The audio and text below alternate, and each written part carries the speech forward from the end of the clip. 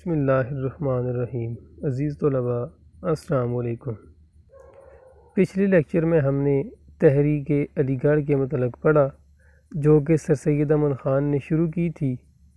اس کے علاوہ تحریک علی گڑھ کے جو دو بڑے ستون تھے، محمدن اینگلو اورینٹل کالج اور دوسرا محمدن ایجوکیشنل کانفرنس، اس کے بارے میں ہم نے ڈسکس کیا تھا۔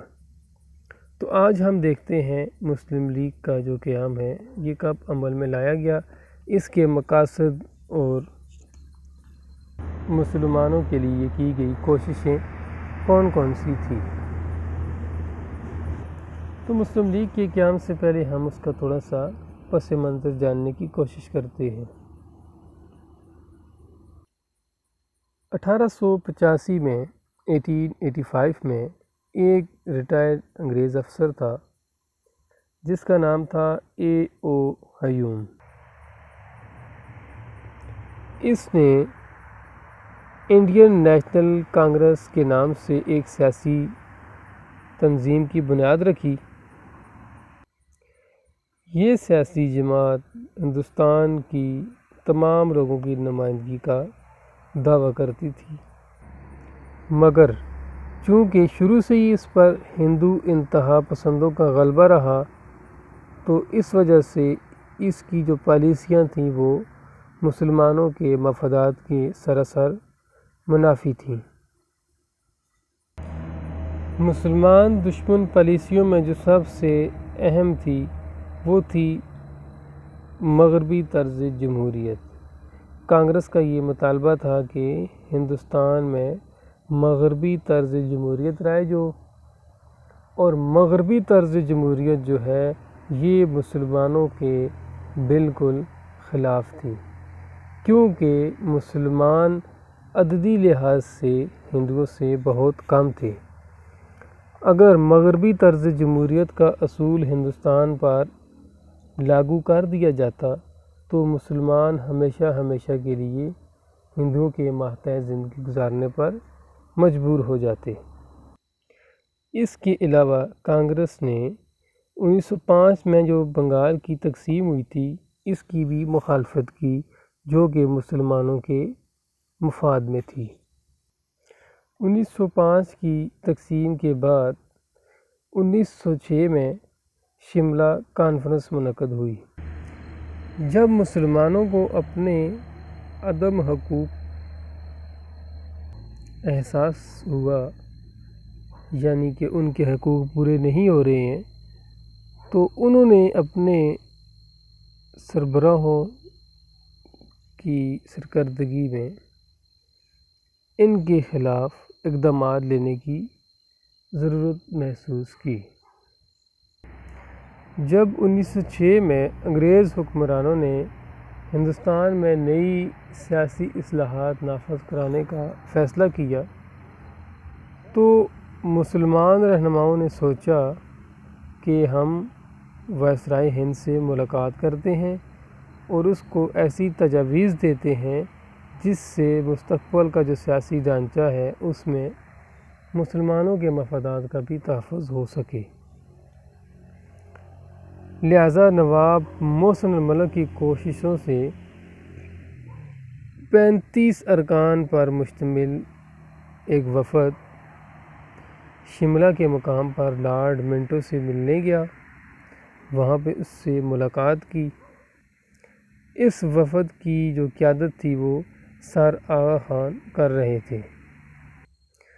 جب یہ وفد شملہ میں لارڈ منٹو سے ملا تو انہوں نے اپنے 3 مطالبات پیش کیے۔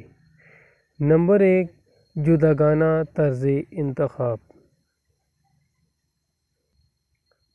نمبر 2، مسلمانوں کی سیاسی اور عددی اہمیت۔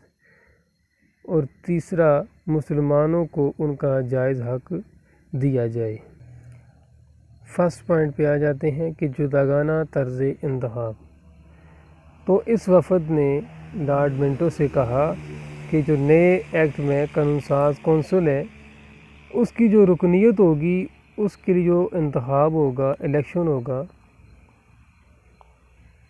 اس میں مسلمانوں کو جداگانہ طرز انتخاب کا حق دیا جائے، جس کے تحت وہ اپنے نمائندے خود منتخب کریں۔ جداگانہ طرز انتخاب سے مراد یہ ہے کہ ہندو ہندو کو ووٹ دے گا، مسلمان مسلمان کو ووٹ دے گا، اور جو دوسرا کسی مذہب سے تعلق رکھنے والا ہے وہ اپنے مذہب والے کو ہی ووٹ دے گا۔ دوسری بات ہے کہ اس وفد نے کہا کہ جو قانون ساز ادارے ہیں ان میں مسلمانوں کی نمائندگی کا جو تناسب ہے، جو ریشو ہے، وہ طے کرتے وقت صرف ان کی تعداد کو مد نظر نہ رکھا جائے بلکہ ان کی سیاسی اہمیت کو بھی مد نظر رکھا جائے۔ ان کی سیاسی اہمیت یہی ہے کہ انہوں نے کم سے کم 100 سال تک ہندوستان کے اوپر حکومت کی ہے، اور بہت سے بڑے بڑے لیڈر جو ہیں وہ اب بھی ہندوستان میں موجود ہیں، تو اس لیے انہوں نے کہا کہ ساتھ ساتھ ہندوستان کی جو مسلمان ہیں ان کی جو سیاسی اہمیت ہے، پالیٹکس میں ان کا جو حصہ ہے، اس کو بھی مد نظر رکھا جائے۔